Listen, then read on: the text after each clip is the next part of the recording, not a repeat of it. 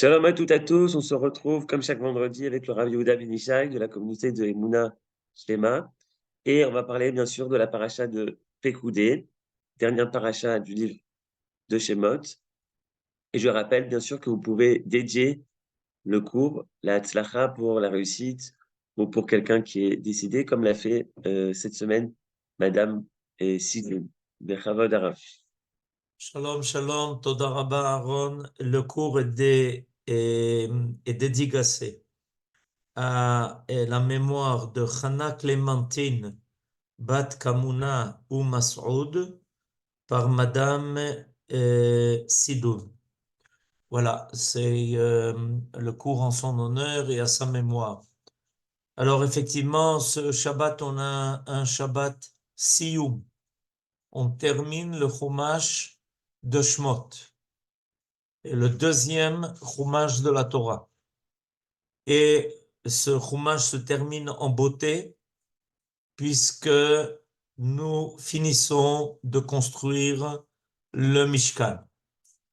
Le Mishkan a été une œuvre de longue haleine.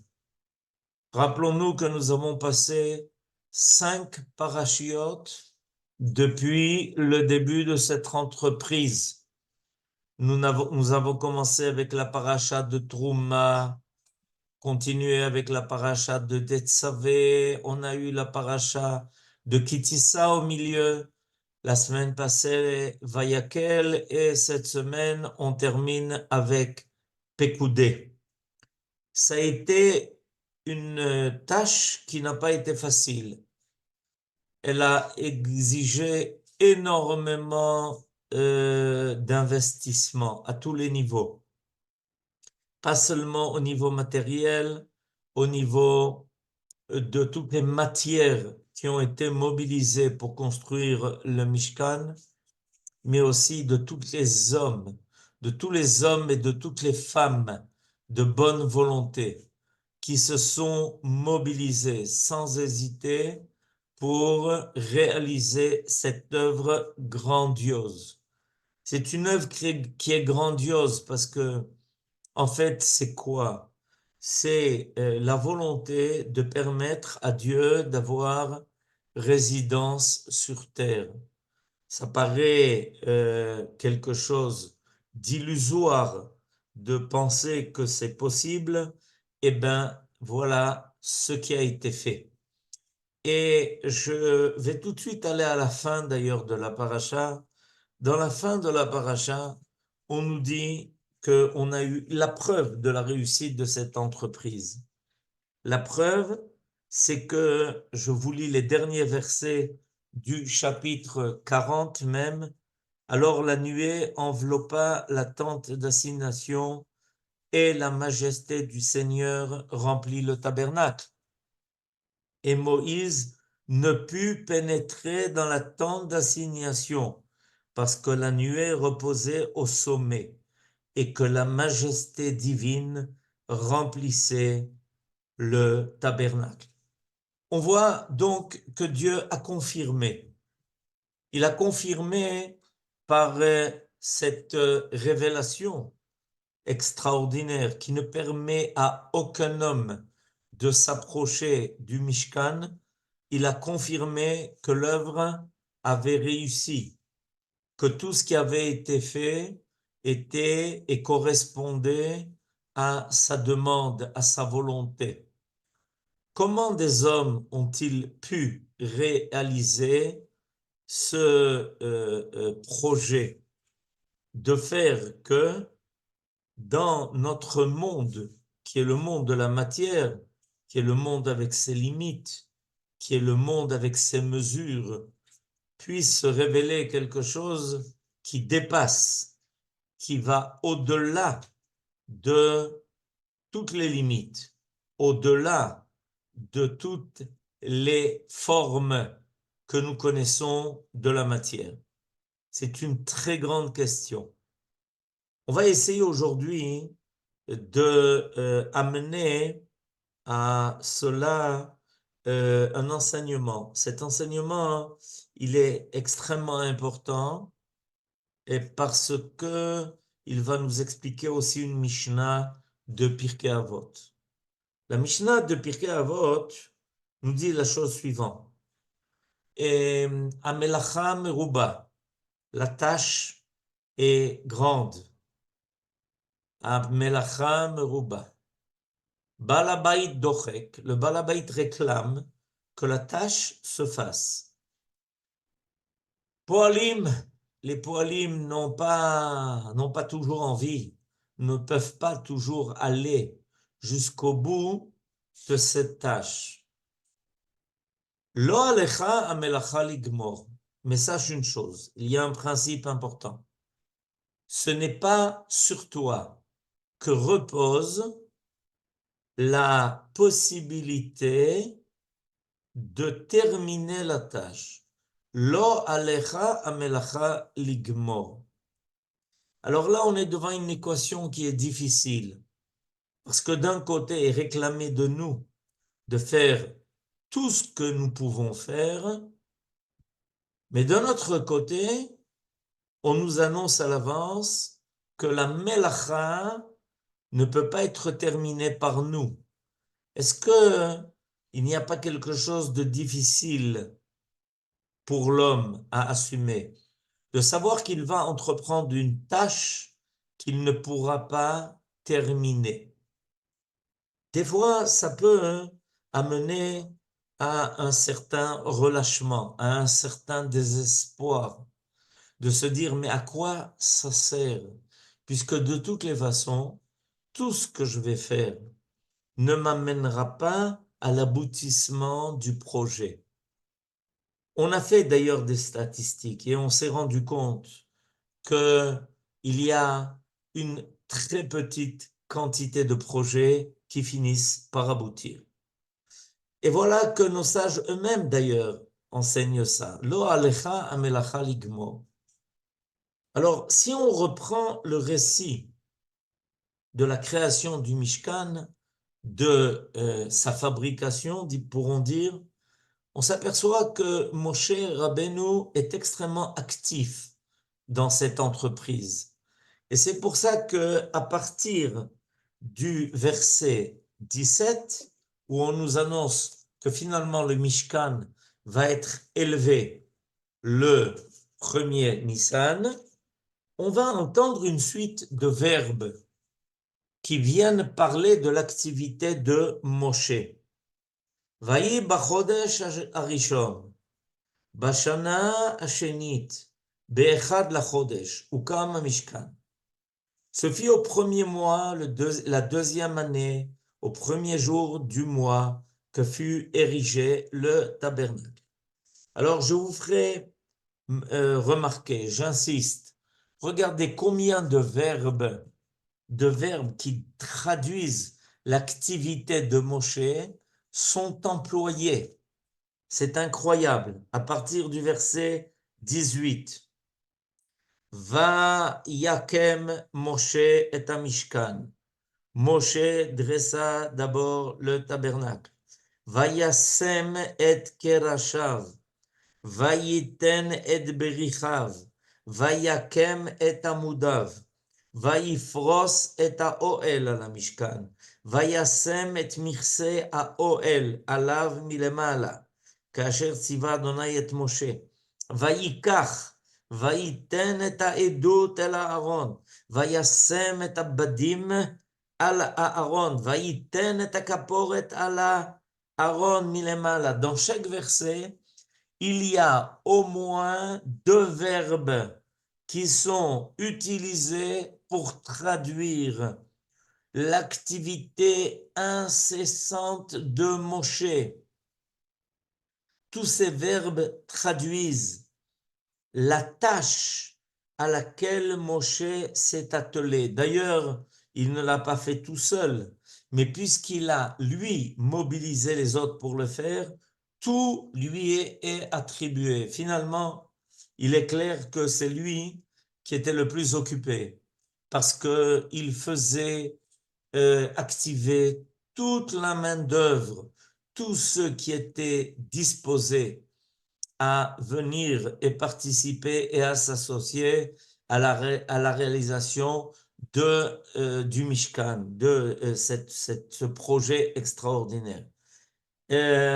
Si on fait le compte de tous les verbes employés à partir du verset 18 jusqu'au verset 33, on va trouver une quantité énorme de verbes qui vient traduire une activité incessante. Comment Moshe Rabbeinu a réussi tout seul à faire cela, ou comment a-t-il réussi à mettre en œuvre l'activité des autres pour cela. Mais à la fin, qu'est-ce qu'il nous est dit? Il nous est dit qu'une fois que Moshe Rabbeinu a fini tout ce travail, qu'il a réalisé le projet, qu'il n'a pas arrêté son activité jusqu'à ce que tout se fasse et que le tabernacle soit dressé, voilà que tout d'un coup, qu'est-ce que nous annonce la Torah?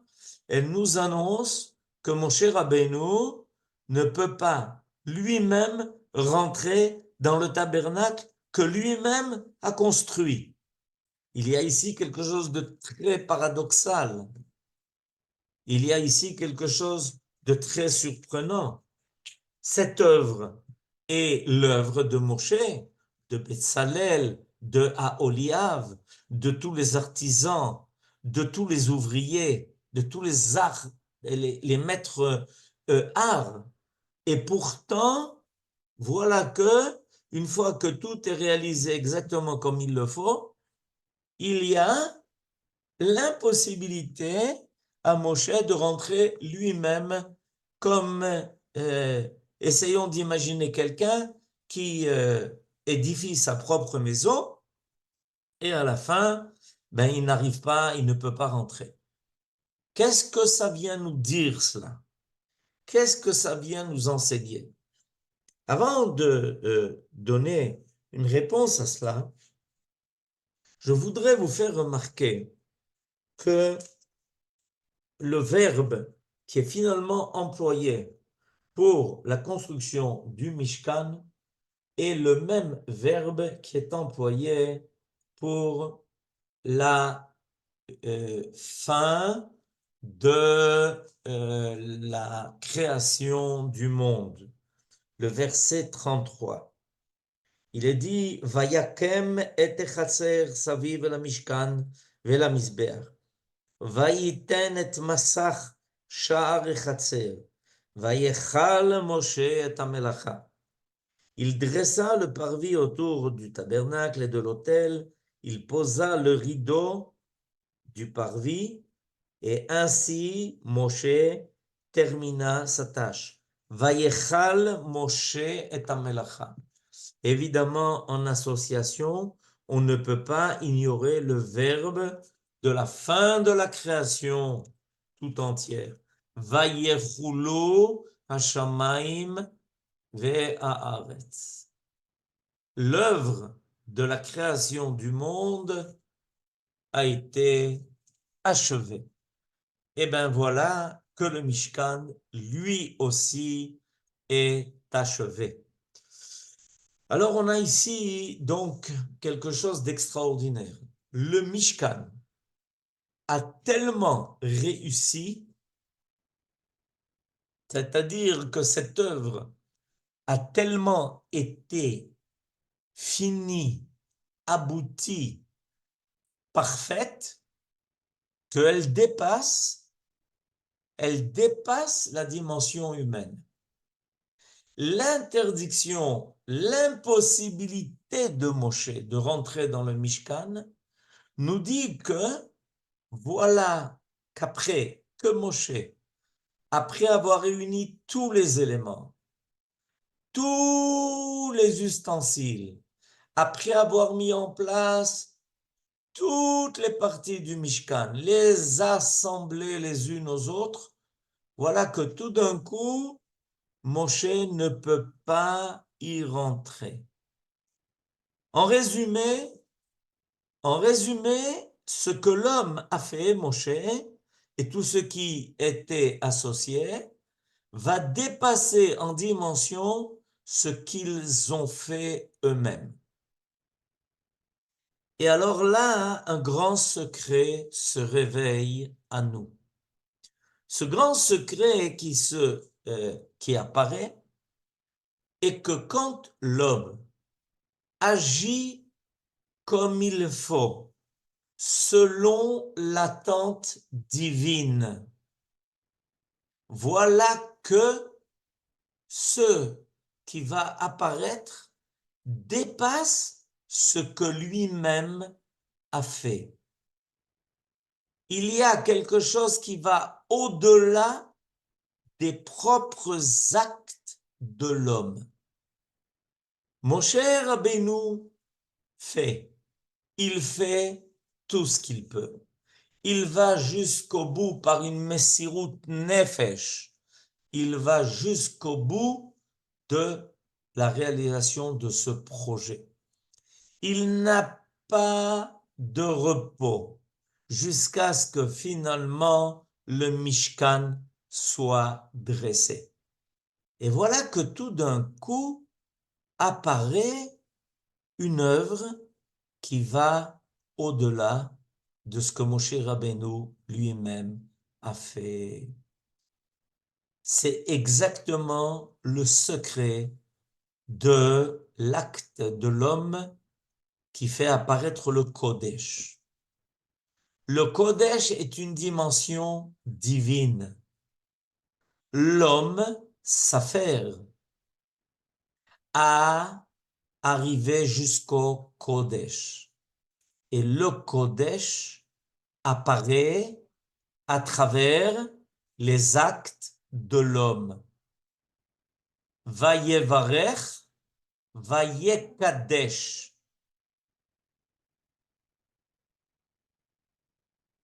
La création se termine et voilà qu'apparaît le Shabbat. Voilà qu'apparaît quelque chose qui dépasse les éléments matériaux de la création.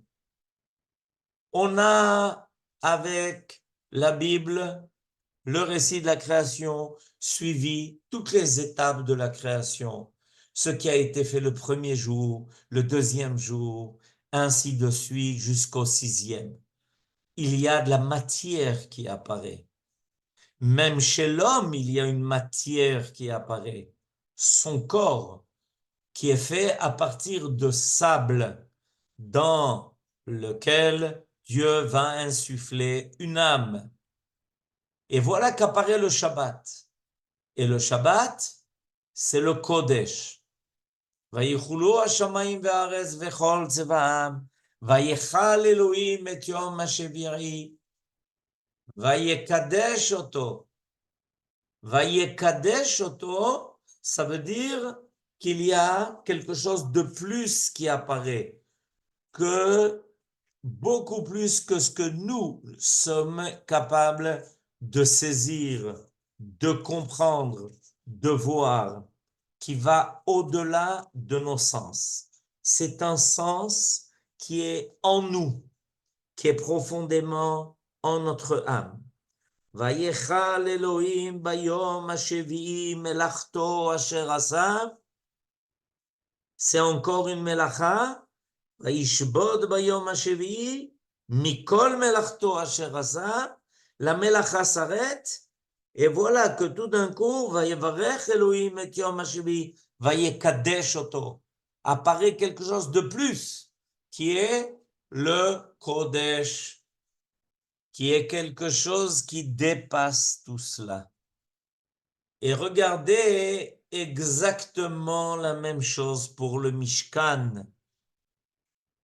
Moshe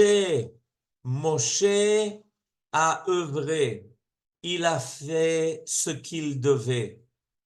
Et quand il finit, il ne peut plus, lui-même, ne peut plus pénétrer dans le Mishkan qui a été édifié. Pourquoi?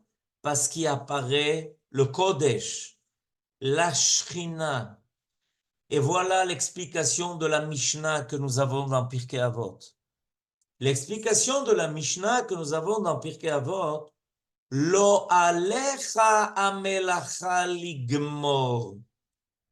Ce n'est pas sur toi que peut s'achever, ce n'est pas par cette melacha qui repose sur tes épaules que peut s'achever la tâche. Parce que la tâche doit se terminer par quelque chose qui va dépasser tes actes, par quelque chose qui va dépasser la matière, qui va au-delà de cela. Le Mishkan, la maison de Dieu, n'est plus la maison de l'homme. Quand l'homme a œuvré, quand l'homme a fait tous les efforts nécessaires, c'était encore sa maison à lui. Tant que c'est l'homme qui œuvrait, c'était la maison de l'homme. Mais en réalité, l'intention était que ça devienne la maison de Dieu. Pour que ça soit la maison de Dieu, il faut qu'il y ait quelque chose qui apparaisse au-delà de la matière. Et ça s'est révélé dans le Mishkan. Ce n'est pas pour rien que l'on trouve la même expression. Vayichal Moshe, comme Vayichulu Hashamayim va'aretz. Pour nous dire, sache une chose, c'est que ce que l'on a découvert à travers l'achèvement de la création, le Kodesh, on trouve exactement avec l'achèvement du projet du Mishkan. Vayevarech, Vayekadesh. Alors on m'a demandé, et cette question évidemment, elle s'impose, mais si Moshe n'a pas pu rentrer dans le Mishkan, qu'est-ce qui s'est passé? Et comment Moshe finalement va-t-il y rentrer pour remplir le service, et ensuite les Kohanim, et ensuite les Lévi'im? Et là, la réponse, elle est que Moshe attend l'invitation de Dieu. Ce n'est plus la maison de l'homme, le Mishkan, c'est la maison de Dieu. C'est seulement sur invitation divine que Moshe va pénétrer dans le Mishkan. Ça va se passer au début de la paracha de la semaine prochaine. Au début de la paracha de la semaine prochaine, il va y avoir, on va commencer le livre de Vaïkra. Il va y avoir une invitation. Vaïkra el Moshe, Vaïdaber Adonai elav, mi oel moed lemor. Dieu, l'Éternel, appela Moïse et lui parla de la tente d'assignation en lui disant, on n'est plus maintenant avec le Mishkan dans la maison de l'homme, on est dans la maison de Dieu. On ne peut y pénétrer, on ne peut y rentrer que sur invitation. Ce n'est que quand Moshe reçoit cet appel divin qu'il peut rentrer dans le Mishkan. D'ailleurs, le Or HaChaim HaKadosh, sur un verset de notre paracha, sur le verset 35 du chapitre 40, nous fait remarquer qu'au Sinaï, il a pu rentrer dans Vaïtiatzev Imosham, Vaïkra Beshem Hashem, et il a pu rentrer dans cette nuée qui était en haut du Sinaï, ce qui est surprenant. Alors que dans notre paracha, il ne peut pas rentrer dans le tabernacle. Le Or HaChaim HaKadosh fait cette remarque extraordinaire en disant que peut-être sur le Sinaï, Moshe n'est arrivé que jusqu'à côté de la nuée, mais peut-être aussi pour nous dire que la Kedusha qui s'est révélée par l'intermédiaire du Mishkan est une Kedusha qui a dépassé la Kedusha qui s'était révélée au Sinaï. Cette Gdusha a la capacité de transcender la matière. En haut du Sinaï, on est déjà dans les cieux. Mais le Mishkan est quelque chose d'extraordinaire. Il est la capacité de transcender les limites de la matière. La capacité de faire apparaître le Kodesh dans l'œuvre même de l'homme. L'homme a œuvré, l'homme a fait tout ce qu'il pouvait. Et voilà que tout d'un coup se révèle dans sa propre tâche, dans sa propre œuvre, se révèle quelque chose qui le dépasse. C'est le grand cadeau de Dieu à l'homme. Le grand cadeau de Dieu à l'homme, c'est quand l'homme constate que sa réussite dépasse de loin ce que lui-même a fait. Ça prouve que ça a été agréé aux yeux du parfait. Il n'y a que Dieu qui est parfait. Donc il n'y a que Dieu qui peut parfaire. Tout ce que nous faisons, nous, sur terre, a une limite, a une imperfection qui tient et de la matière et de celui qui œuvre dans la matière, c'est-à-dire l'homme. Comment est-ce que l'homme est récompensé de sa tâche? Quand tout d'un coup, il constate que ce qu'il a fait est beaucoup plus que ce qu'il a entrepris. Regardez, on peut le voir aussi de nos jours. De nos jours, alors que en tout et pour tout, nous avons créé, érigé cet État, l'État d'Israël, il y a 75 ans, le monde entier n'arrive pas à comprendre comment on a pu arriver à une telle réussite. Les résultats de l'œuvre du peuple revenu sur sa terre dépassent toute compréhension rationnelle. On voit que maintenant nous sommes en guerre. Nous avons des combats à faire. Est-ce qu'on a réalisé le nombre de combattants, de nos soldats, des combattants d'Israël, par rapport proportionnellement à tous ceux qui, autour de nous, n'ont qu'un projet? Essayer de faire disparaître ce peuple, cette apparition de Dieu sur terre.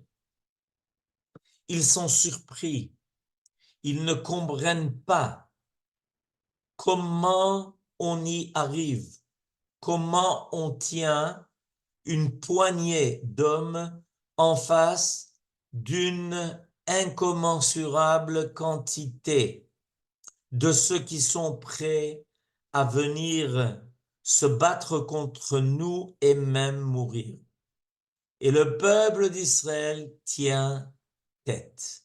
Et le peuple d'Israël agit évidemment, fait des efforts évidemment, beaucoup de sacrifices évidemment, mais les résultats qu'il obtient sont au-delà de tout ce qu'il fait, au-delà de tout ce qu'il entreprend. Il y a ici l'apparition du Kodesh. Lo alecha amelacha ligmor. Il n'est pas dit qu'il ne faut pas terminer la tâche. Il n'est pas dit lo gomrim et amelacha. On ne finit pas la tâche. Ce n'est pas ce qui est dit. Ce qui est dit, c'est lo alecha amelacha ligmor. Ce n'est pas sur toi que repose la possibilité de finir la tâche. En effet, la tâche va se terminer, l'œuvre, le labeur de l'homme est important. Mais la réalisation du projet se fait complètement par cette force qui va dépasser nos possibilités.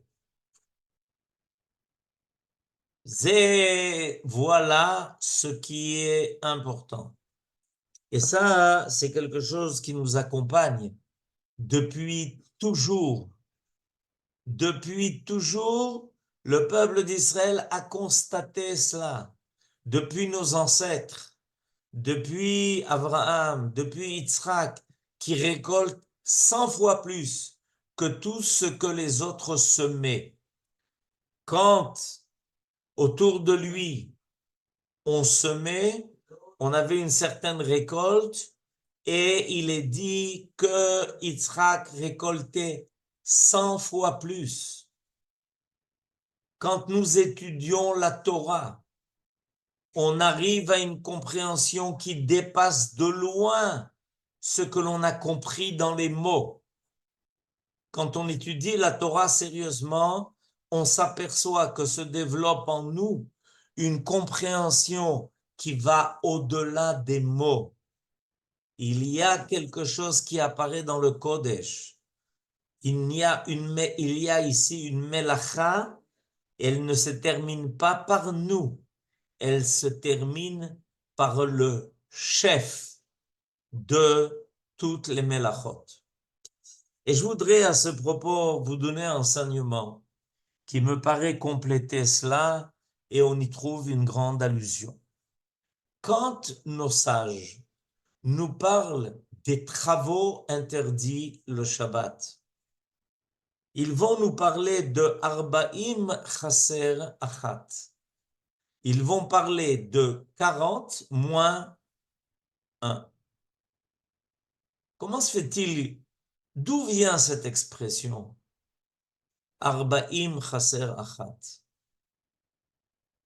Il y a aussi évidemment les Lametet Melachot, les 39, mais il y a aussi l'expression de Arba'im Chaser Achat. Ça veut dire quoi? Ça veut dire que toi, hein, en réalité, tu veux arriver à Arba'im. Tu veux arriver à tout finir, à tout compléter. Mais c'est toujours chasser. Il manquera toujours quelque chose. Ce n'est pas toi qui peux arriver jusqu'au bout. Ça nous donne beaucoup de force. Ça nous donne beaucoup d'espoir. Ça nous donne beaucoup de volonté parce que on est rassuré. On est rassuré par l'idée que même quand on constate qu'il y a des situations où nous n'avons pas la clé de l'équation pour résoudre tout jusqu'au bout, ce n'est pas parce que les hommes sont feignants. Ce n'est pas seulement parce que les hommes auraient dû peut-être faire plus. C'est vrai aussi, s'ils n'ont pas fait tout ce qu'ils devaient. Si les hommes n'ont pas fait tout ce qu'ils devaient faire, il est clair qu'il y a un manque. Mais il faut savoir aussi cette idée-là. C'est que même lorsque l'homme a tout fait, ça sera encore imparfait. Kilo alecha amelacha ligmor. Ce n'est pas toi finalement qui va terminer l'œuvre. Ce n'est pas toi finalement qui va réaliser jusqu'au bout le projet. Et c'est exactement le problème des ennemis d'Israël. C'est aussi et surtout le problème de Amalek. En effet, Amalek et les ennemis d'Israël qui se joignent à lui n'arrivent pas à comprendre cette idée. Pour eux, le monde dans lequel nous nous trouvons est un monde qui est fermé. C'est un monde où se trouve dans le monde tout ce qui permet de réussir de faire, d'agir. Il n'y a pas quelque chose de plus qui doit apparaître. Il n'y a pas une dimension qui va être au-delà des actes de l'homme. Et voilà que tout d'un coup, on constate avec Israël, depuis la sortie d'Égypte, le passage de la mer Rouge, les miracles du désert, qu'est-ce qu'on constate? Qu'est-ce qu'on remarque? Qu'il y a toujours quelque chose qui est plus que ce que l'homme est capable de faire.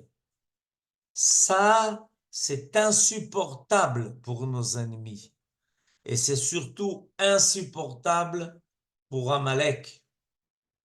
Amalek est celui qui veut clôturer l'affaire. Celui qui ne veut pas laisser d'ouverture à une dimension divine qui viendrait parfaire le monde, compléter le monde. Amalek pense qu'il a toutes les forces pour finalement terminer toute œuvre et toute tâche dans notre monde sans qu'il y ait besoin que Dieu vienne le compléter et le parfaire. C'est pour ça qu'il est fondamentalement en colère contre Israël. Parce que l'histoire d'Israël est une histoire qui n'arrête pas de révéler en permanence la complémentarité divine des actes de l'homme. Il y a une complémentarité. Il y a lo alecha amelacha ligmor. Et ça, c'est une marque de modestie. C'est une grande marque de modestie que l'homme doit intégrer cette idée que lui fait ce qu'il a à faire, mais qu'il est encore petit par rapport à la grandeur du projet. Alors comment le terminer? Comment le faire? Comment voir quelque chose de beau et de complet? En étant profondément persuadé que Dieu s'associera à ton œuvre et à ta tâche si tu as décidé de prendre la direction du Kodesh. Et voilà ce que nous avons fait. Nous l'avons fait aussi à Purim, quand on a quitté le festin, quand on a quitté cette richesse dévergondée de Achashverosh et de tous ceux qui coopéraient avec ce débordement de la matière. Quand on a décidé d'arrêter de manger et de jeûner pour permettre à Dieu d'agir dans notre monde et de renverser la situation dans le bien, dans le bon. C'est ce qui va nous arriver d'ailleurs la semaine qui arrive, cette semaine où on va avoir le Ta'anit Esther. Et qu'est-ce qu'on va demander au Ta'anit Esther? On va demander à Akadosh Baruch Hu de dire, tu vois Akadosh Baruch Hu, nous avons déjà fait beaucoup d'efforts et beaucoup de sacrifices pour notre propre Géoula, pour la Géoula d'Israël. Bevakasha, on te demande, on te supplie, viens, prouve-nous que tu seras là, présent, pour compléter notre tâche. Et à cela, personne ne peut évidemment s'opposer. Voilà ce que nous attendons. Et Bezrat Hashem, nous espérons que les jours qui viennent nous montreront la grandeur de ce que nous avons pu faire et de ce que Dieu est venu compléter. Alors nous disons Shabbat Shalom, et que des bonnes nouvelles pour tout le Ham Israël. Amen, Ken Yehi Ratzon. Amen, Toda Rabba. Toda Rabba, Rabbi Ishai. Shabbat Shalom à toutes et à tous. Et vous pouvez maintenant, hop, voilà. Vous pouvez ouvrir les micros. Shabbat Shalom. Voilà. Et Merci beaucoup. Shabbat shalom et kulam. Razak va nous traduire fin de livre de Shema. Shabbat Shalom. Shabbat Shalom. Merci beaucoup, Rav Ben Ishai. Shabbat Shalom et Vorah. Shabbat shalom. Merci beaucoup. C'était magnifique. C'était Toda magnifique. Shabbat Rabba. Shalom. Toda Rabba. Toda. Toda. Toda Rabba et Merveilleux. Yoran. Merveilleux. Merci d'avoir dédicacé ce cours